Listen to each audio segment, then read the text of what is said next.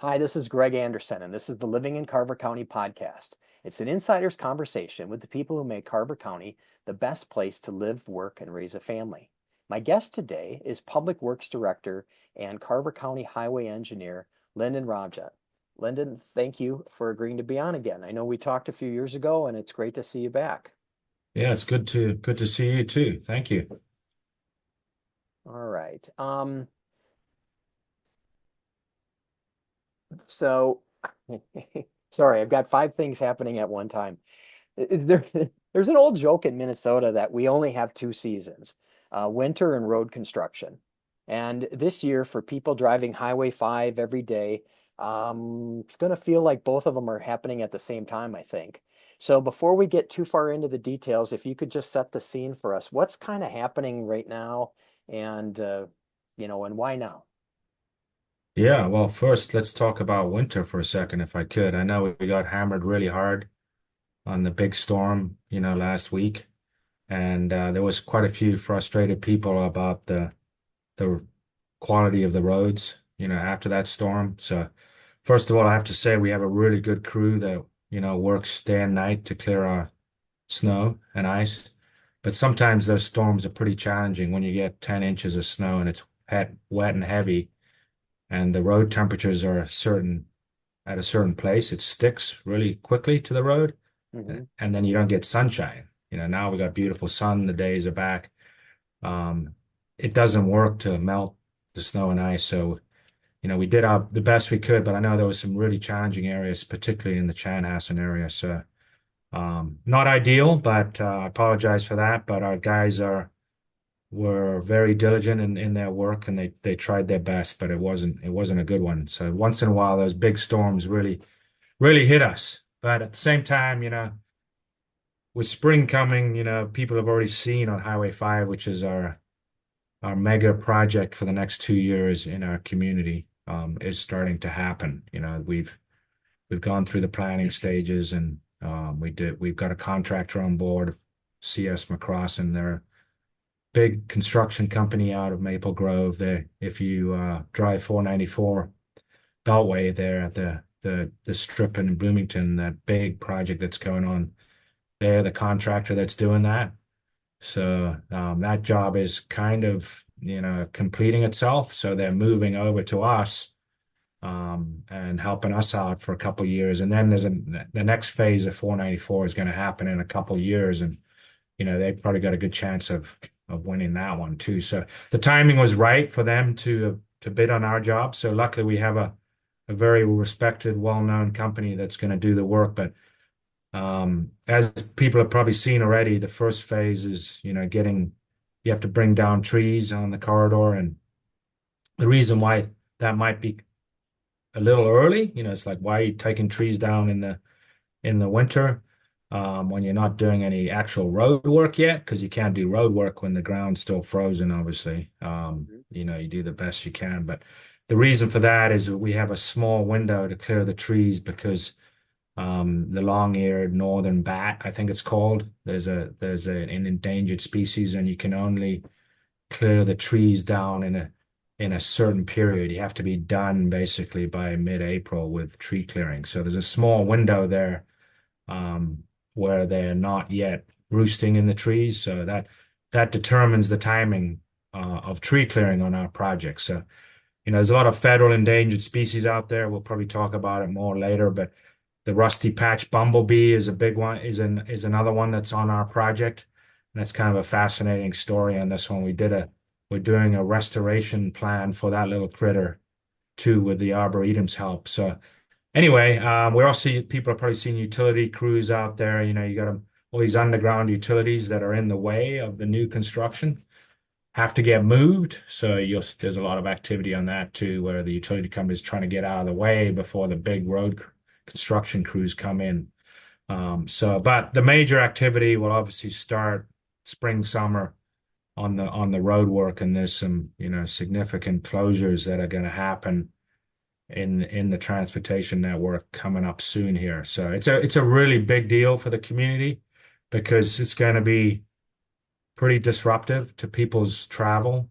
But We know the project is needed, and we just got to work carefully through it. We have a really good team of communications folks that are trying to keep the public engaged on what's going on before we do a phase of the project.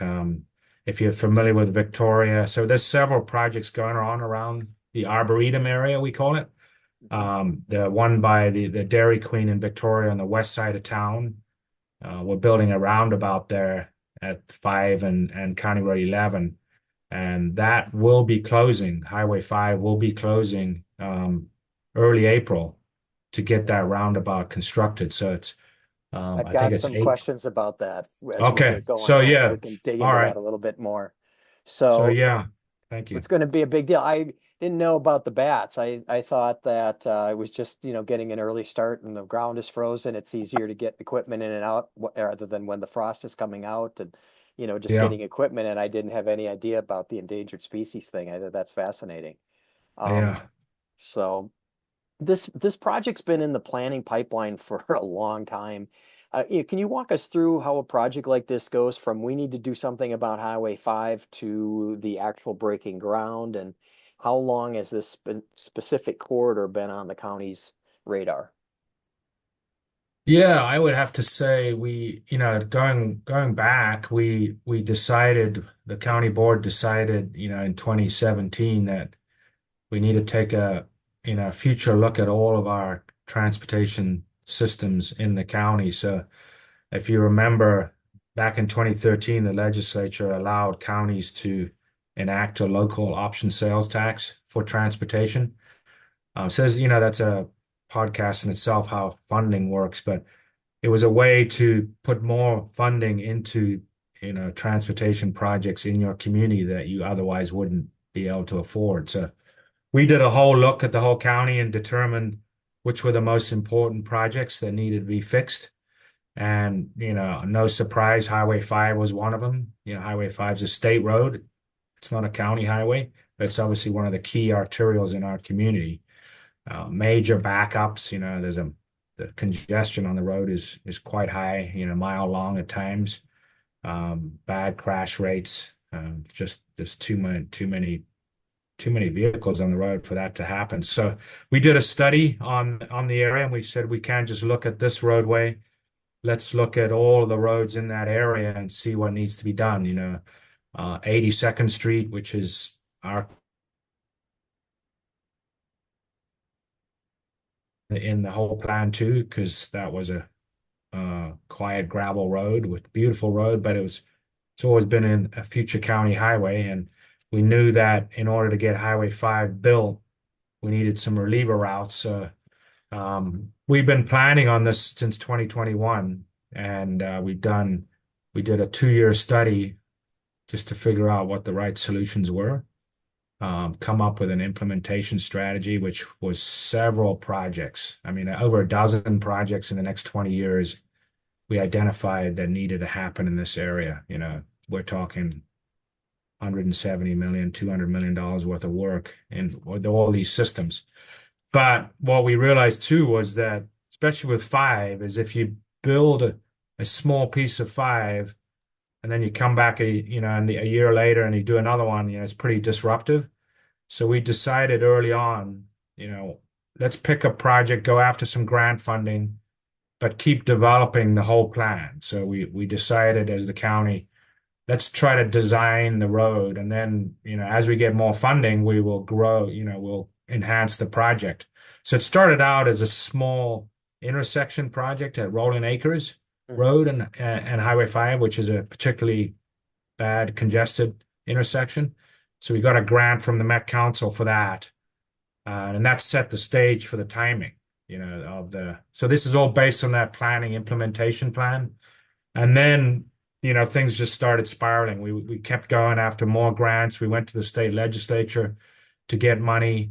We went to the federal government to get money. So by the time we're done, I think we're at 11 different grants now. So what it did is the scope of the project grew in size. When I say scope, I mean the termini, went from the intersection, and now we're going all the way to 80th Street in Victoria, which is where the fire station is, or I know the fire station's moving.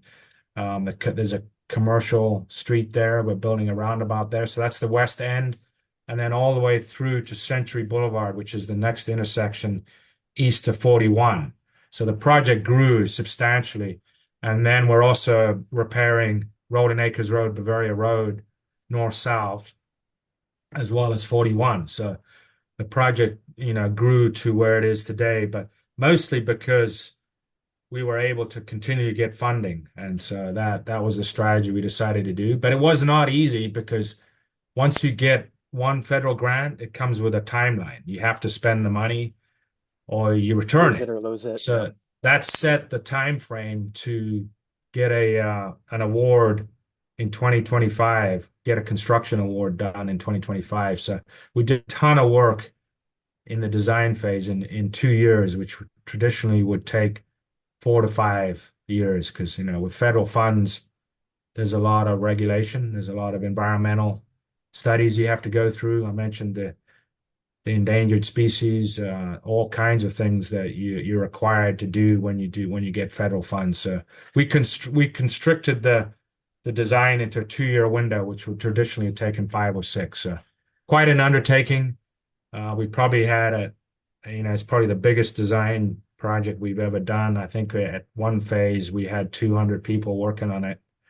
We hire outside consultants, obviously, to help us. We don't have that kind of staff in-house. We hired a project manager to help us, a consultant, just to kind of manage the whole system. So a pretty interesting model to develop a project this big. And now here we are in construction. It's a $90 million construction project, so very large for us and quite complex. So yeah, a lot of work to get to where we are. I was gonna say that's kind of blows my mind. When I'd read it was what 20,000 cars a day running across at Almost 30 now. Yeah, almost 30 now. almost Wow. 30,000 on Highway 5 itself. On a 2-lane highway. Yep. And obviously when something happens, whether it's a winter storm or there's a crash on the road, it's pretty tough. If there's no place to pull over, it pretty much clogs up the whole thing. So, roads can handle large amounts of traffic, but when there's not enough space, it just gets to the point where, you got to do something. So It's very vulnerable. Yeah. Yeah. Yeah. So 26 season is going to have the full closure and maybe how people kind of understand like exactly what that means and how long it's going to last, at least for this year, and then what are suitable detour options. Yeah. First of all, I'd like to promote our website. If people are interested, they should just search Carver County Public Works. We have a project website, and you can pick on the Highway 5 project. And there's a lot of information there. There's also a number people can call, 952-491-9373. If there's any questions or issues, our communications team will get back to you. But basically, the bottom line is, and I can give you some maps too, is the strategy is Highway 5 will stay open all in 2026. So this summer, fall, there won't be any closures on 5 itself. I won't say it'll be completely unscathed. There'll be some intersection work done at Highway 41, which is a major intersection there, of course, but it'll be done under traffic. So traffic will be able to go through on Highway 5. The plan is the north-south roads. So 41 we need to do work on, and Rolling Acres Road and Bavaria on the west end of the project. Those roads are getting reconstructed as well. So those will be closed in 26. So the plan is to close 41. Now you have to picture this north of 5 and Bavaria Road, which is on the west side, south of 5. So how far north of 5 on 41? Beyond 78th Street, so a little ways beyond. So the frontage road, 78th is sort of, for practical purposes, the frontage road, the east-west frontage road on the north side. Exactly. Just a little bit beyond that. We're also a separate project, but they're combined, separate bidding. We're also doing a trail underpass just north of 78th Street, and we're connecting a trail on the west side of 41, so folks can get under the highway safely instead of crossing over, which is what happens now at 78th. So that got added to the project and we built at the same time. Okay. Luckily, the same construction contractor won the bid, so that'll make that almost seem like it's the same project.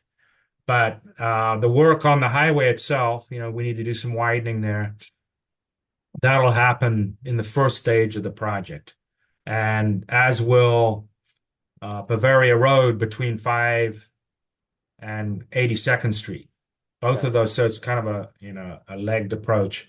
Those will probably start happening this year, early spring, and through midsummer.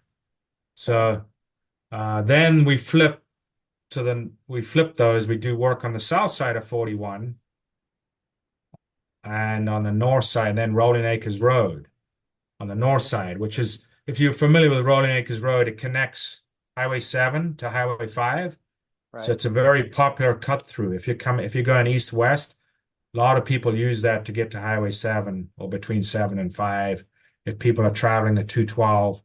Because as you know, 7 is already, it's a 2-lane highway in Carver County. That one's pretty congested. So 5 is actually a reliever route to 7.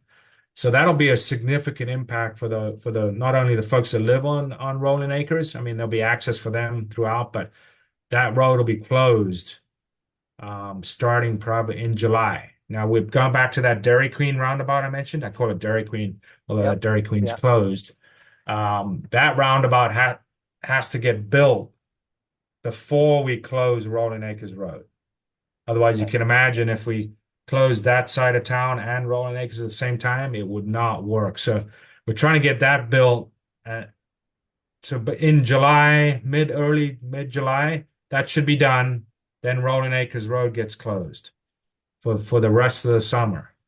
And so once those are completed, 27 comes along, we have to close Highway 5 completely. So at that point, From 41, or it'd be closing west of 41, then yeah, what? all the way into Victoria, all the way to Okay. 80th All right. Street. And that'll be the major disruption for a whole season. However, so if again, back to Rolling Acres Road and 41, you'll be able to go north-south on those roads Mhm. across Highway 5. You just won't be able to go east-west on Highway 5 until, It's so 27. yep, and we're trying to work it from the west to the east, trying to get, so the part from downtown Victoria to Rolling Acres will get done first, and then the part from Rolling Acres east to 41 will take a little longer. So we're going to open up that piece before we open up the whole thing. The goal is to have everything done by October 27. Another thing that's happening is the Arboretum entrance is moving Mhm. from where it is today to Minnewashta Parkway. That'll be a 4-legged intersection with a traffic signal there, which will an enhanced traffic signal. So the goal is to have that turned on, end of October. So that's the plan, because the part between 41 and Rolling Acres, that's quite a complex construction. We're going through the wetlands there. I was So going to there's a lot of I've got soil. I was going to talk Yeah. about that. I had some Okay. specific questions about that because that's going to be one of the things. The roundabout, can you shortly make the case for roundabouts? I know there's a lot of people that, I mean, it's sort of a fait accompli, but in terms Mhm. of so for example, the roundabout that's going to be at Commercial Avenue in Victoria, I mean, they still seem like get a lot of, you know, feedback is the nicest way to put it. Um, Yeah. What what's your we've learned pretty quickly with roundabouts is, they serve two purposes. One, they keep traffic moving, right? So you're not sitting at a light. And two, they're much safer than a traffic signal, because they eliminate, the side swipe or the T-bone intersection crashes.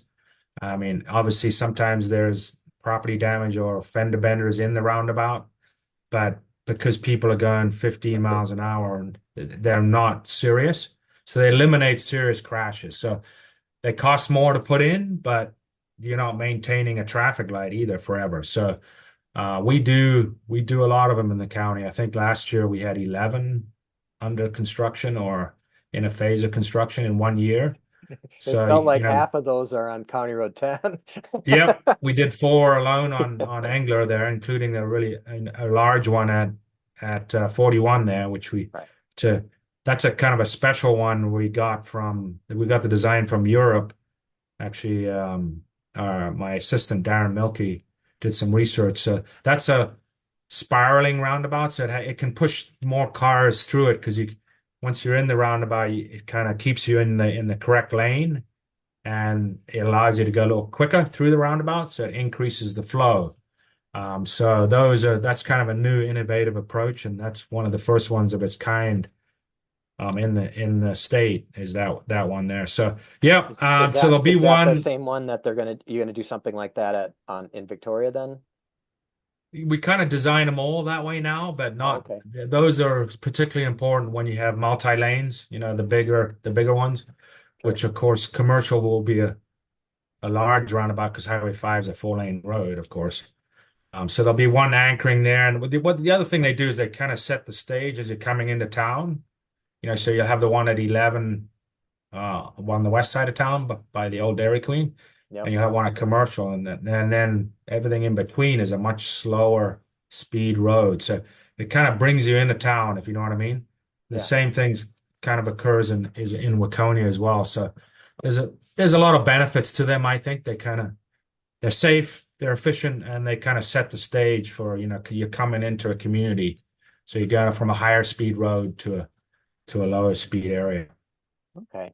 Well, you mentioned about the wetlands and things, and I mean that peer supported roadway along Lake Minnewashta seems like that's kind of a genuinely complicated engineering type of Mhm. challenge.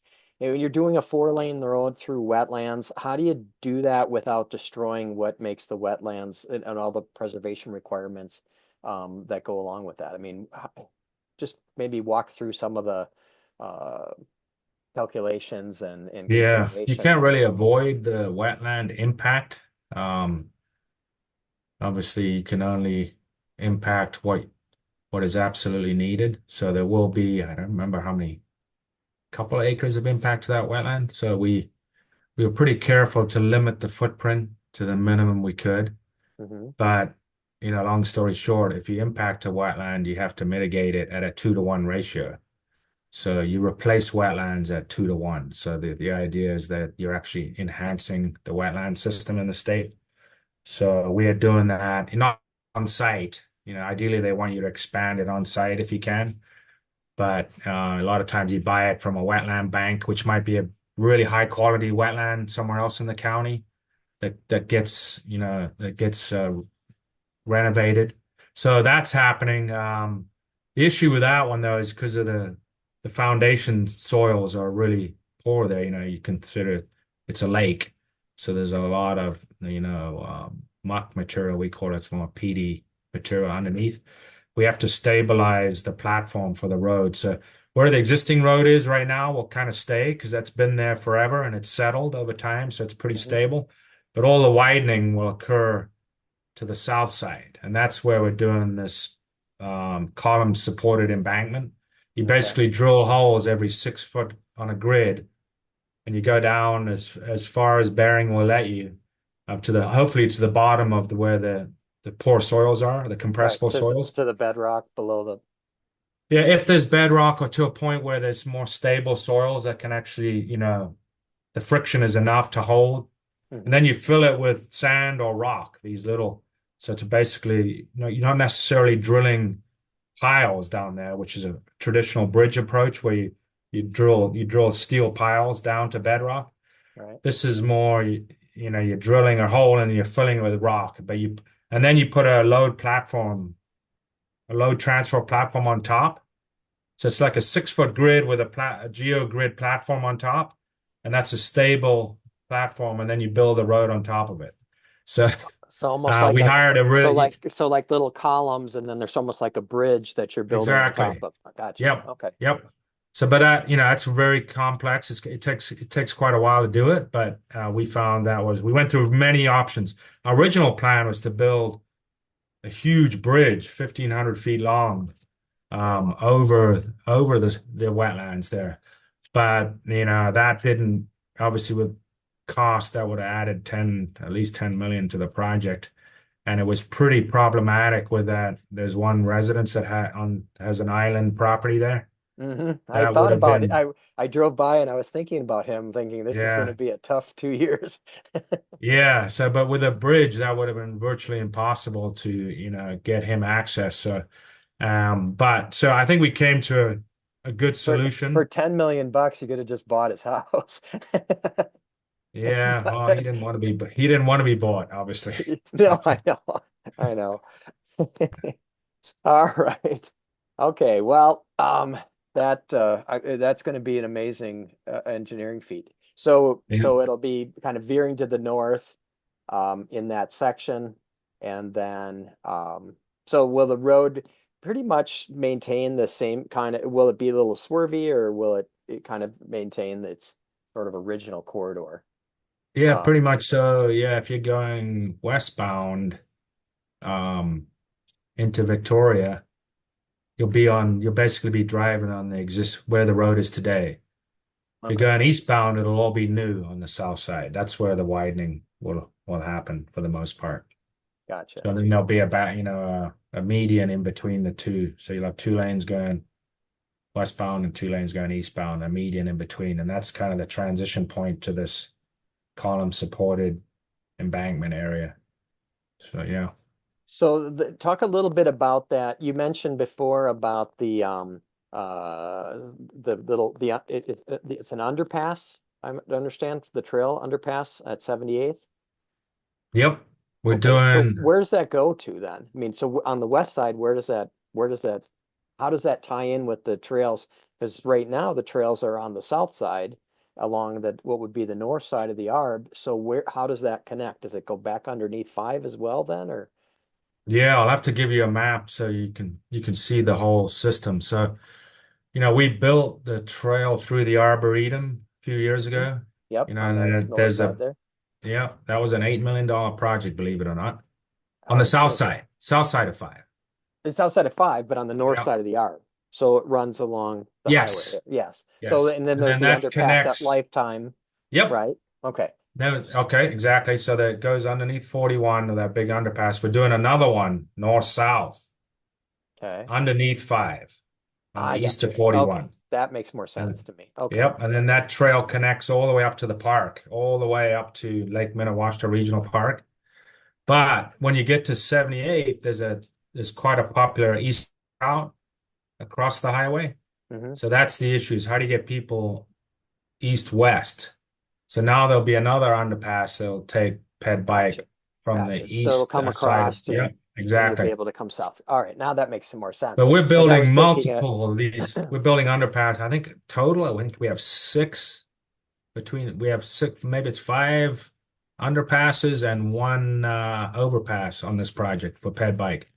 So wow. Okay. yeah. Well, good for all the people that's whole the Minnesota's healthiest county stuff, right? Yeah. Oh yeah. Yeah. Trails are really popular. So Absolutely. All right. So let's talk about the bigger picture. Carver County is the fastest growing county in Minnesota, and they basically what I've read is that they're projecting almost a 50% population growth by 2040. Is there a point where the infrastructure investment catches up to the growth, or does the county tend to stay like perpetually one project behind this growth? yeah, Um, that's an excellent question. And the jury's still out. If you build it, will they come? But I think for us, it's more, yeah, obviously you got these major roads like 212 that if if there's enough growth in the county, will 212 be a parking lot someday? So why are you building all this other infrastructure if the main arteries are plugged up, because there's just too many people.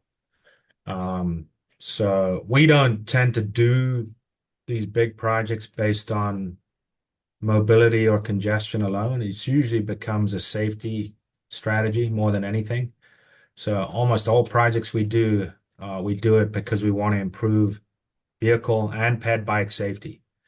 And when the roads are out of date, in the old days, they were never designed that way. So part of it is it's just the infrastructure has just met its life. 212 we built out here. That road was 100 years old, right? Yeah, we put in a 4-lane road because it's the safest design. It's not necessarily because we want to move more cars through there. It's just by far the way to enhance safety. That one, major freight corridor, right? So we had 15,000 semi trucks on this 2-lane road, and then people were trying to cross the highway in their car. And once in a while, you get hit by a semi, that's it. So people get, I think, sometimes a misconception that we're trying to pave the world, build everything out as big as possible. That is not true. The primary goal is to make people safe, but at the same time, you don't want to come back, you don't want to come back. The engineers say we design roads for 20 years. No, no, we design roads for 50 because you don't have the money to come back in 20 years and rebuild something you just did. So you got to look long term as well, so it's a balancing act. But the county is growing, people want to live here. It's a beautiful place to live. It's going to happen. If the roads are too small, we don't have enough transit, people are still going to move here. I mean, there'll be a time where they won't be happy because they can't travel around very efficiently, and that's our job to fix that. And that's what we do. So most of these projects that we're doing, we're fixing a current problem, but we're also planning for the future. But we don't build a future project for a future issue only. It has to be an existing problem today. Okay. I read that this is the Highway 5 project is one of the 20 projects from the 2021 Arboretum Area Transportation Plan. So where does 5 fall in sequence, and what's next? Oh yeah. So when we finished the study, yeah, we had 20 different projects planned out. The reason we did it that way is the way the funding works in the Twin Cities is it's hard to get enough money to do one big project like we're building. So the maximum project size you generally do, is 10 to 20 million at a time. And you say, because that's just the way the funding mechanisms work. You either have to save up your money as the county, you go after a grant. The maximum grant size you get through Met Council, which is our MPO here, planning organization, is 10 million. So you can only get a $10 million grant. County puts its money in, so you're generally looking at 20 million. Well, that doesn't get you much these days. So that's really how the implementation strategy works, is we kind of separated out on how we could accomplish it based on the funding mechanism. Well, so that 20 is no longer 20. We're down to like 6 projects total now because we made this one and we consolidated all those Highway 5 jobs. Okay. All except one. There's one left, and that's in Victoria between commercial in the downtown area itself. There's a little piece that we're going to have to come back and do. We put all of the other ones into this one major project. And the reason for that was we heard loud and clear from the community and the businesses in Victoria, we don't want this road shut down for 20 years. That's going to be devastating. So we decided we'd be very aggressive about getting the money. So instead of the 20 million job, we would just try to get as much as we could. And then when we hit a certain point in time where we couldn't go back, at some point you got to deliver something because you have a deadline. By that point, we came up with this huge job, which consolidated all those projects into a much larger one. And we were able to get a lot of other people's money to make it happen. So it's a $116 million project now. And I think we have 11 different grants. So we got 70 million plus in federal funds alone. We got $30 million in state money. And then between us and Victoria, we are filling the remaining 10 or so. So that'd be a interesting podcast, financing public works projects. Oh yeah. That's as a standalone, because that's fascinating. Yeah, I'm not really an engineer anymore. That's not what I do. I go and talk to people and convince them that it's a good idea to give us funding. Yep. All right. So speaking of talking to people, there's an open house coming up on the 25th. Is that still on at the Arb? Yep, Wednesday night, 5 to 7 at the Arb. You can learn about all the construction phasing, how that's going to work. We'll have our experts there. We got a really good team of people. what So should people bring? Are there questions that you actually want them to ask? Um, and then what happens with, I'm assuming it'll be a dialogue, not a monologue. And so, what happens with yeah, the feedback that you collect? yeah, I would say, I mean, if you live in the community and you're directly impacted, say you're on the Rolling Acres Road, you could ask, how do I get out of my driveway? Am I going to be able to travel down Rolling Acres Road to Yeah. get to work or, to town? Um, will it be a gravel road? How will it be you know what I mean? How Yeah. are the Yeah. trail? What are you going to do with ped Practical bikes? questions. Sure. Yeah, practical questions about your everyday life and how this is going to impact you. Obviously, from a longer term perspective, people that have traveled through the community that use Highway 5, Mhm. from a longer distance, they probably don't come to the open house.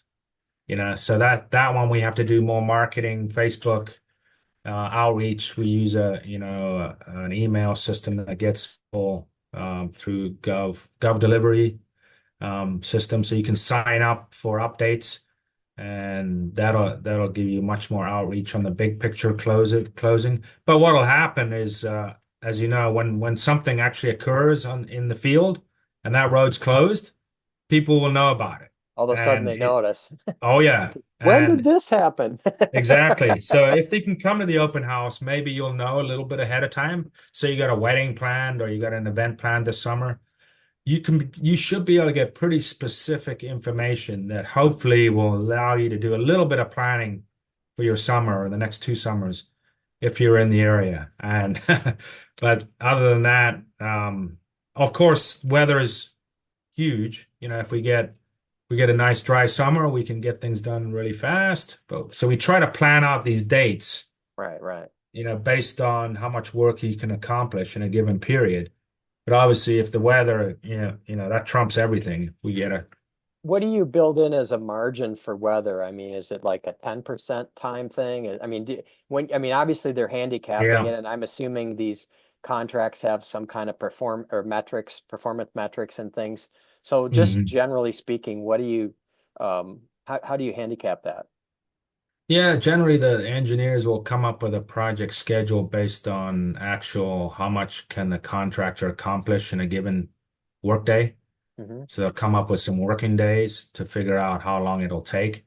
And they'll put a factor of maybe a 1 day a week, or I don't know the exact number on this, or maybe 3 days a month. You're assuming are rain days and that Okay. something's not going to happen. So you build that into your contingency plan. So you're not down to the hours on, Right, getting the right. project built. Sure. But then you adjust that as you go. Obviously, there's a critical path schedule. And as things actually happen, we require the contractor to submit a revised schedule, Okay. every week or every other week so we can keep on track. And then if something is awry, we know, oh boy, we're not going to meet that date to open by July 4th or whatever. We got to figure out another plan to make it happen. So that happens as we go. So Uh, so pretty fluid scheduling. Got it. yeah, yeah. Okay. Well, I Well, like to, I always think about infrastructure investment through real estate lens. Obviously, that's my day job. And so when we were talking about the amount of money that's committed to these projects, I mean, and we touched on this briefly, but what does it signal about where Carver County's headed? And when you think about the long-term benefit of the communities, how do you kind of reconcile that? I think transportation and land use or planning go hand in hand with each other. If you do a good job of both, it makes your community way better. If you ignore one or the other, you're in real trouble. I mean, you can see what 212, the freeway, has done to our community. Same with 169. Remember when they opened the big bridge over the river, Bloomington Mhm. Ferry Bridge? 212, when the freeway was done, look what it's done. Look how it's enhanced our community for the better, right? Commercial development, make it easier for people to live here. So they're definitely connected, and the board recognizes that. We're not in the development business, or we let businesses, the private sector, decide, when things should happen. But we certainly make sure the infrastructure is taken care of as that occurs. And it's a fine line, and it can be really challenging in our county because we're growing so quick. It's kind of hard to keep up. So, Yeah, but you do your best, and you got to be very honest with people that, we're not going to be able to get to this. If you want to connect to our roadway, that we're not ready. So does that mean you, and Mr. Developer, can you put in a little money to help out with the road work? You work through those agreements, but they're definitely hand in hand. But the board's definitely got a vision for our county to make sure we keep up with infrastructure. And once we build it, we preserve it. So we don't just build something and let it go. We make sure it's maintained through its life cycle. And you can build these roads that can last 50, 75 years if you do it the proper way. So sure. we don't want to come back and disrupt people, over and over again. So it's a really good question. And I think, there's a lot of research out there, about, economic development versus roadway, or infrastructure construction. Actually, on five, that Dairy Queen project that we're doing in Victoria. Victoria is a fascinating story when you think about it, right? Because they're relatively small. They Hmm. got the small downtown, but we got a economic development grant. The city's actually leading that project at 5 and 11, and to show basically what it says is if we do this project, it will help economic development. And you should see you should do a podcast with the city manager there or somebody from Victoria. You should see the development that's coming in that town. And you could argue that part of it is you've got a solid infrastructure plan that will allow these to work. So Hmm. they really go hand in hand. And Victoria is definitely a success story there. Well, and for a long time it was kind of landlocked, right? I mean, the park preserve and the LRT trail on the one side, you've got the Hmm. highway and the Arb on the other side. You've got, so it developed in kind of it was sort of a limited development for Yeah, downtown. But that expansion really, that west section that, towards the yeah. Dairy Queen site, I mean, that really opened up a ton of possibility for them. Right. And five is the lifeline for that city because it's really the only east-west route through the community. So it's vital that we do it properly. And then when you get these economic development grants, TED they call it, it's through a state. It's either state bonding or it comes out of MnDOT or deed. I'm sorry. Once you built the job, you got to measure the actual economic impact of it and supply them back the metrics. So it's a fascinating approach, but we think this is definitely a success story in that community. So yeah. Sure. Well, Lyndon, this was great. A ton of information. It's going to be a lot to process, especially for people who are just listening to this while they're jogging or something on a podcast. Yeah. But we'll put some links in the show notes to the sites that you had mentioned. Reminder about the open house on the 25th, 5 to 7 at the Landscape Arboretum. And we'll have some additional links, but I appreciate you being on again. You're just it's like drinking water out of a fire hose when you're giving us information. Yeah. So thank Yeah. you I could so talk much. for hours about this stuff. So thanks for your help, Greg, Uh, and I appreciate your work. all right. Well, I'm going to stop recording now, but this was awesome. Thank you. Thank you.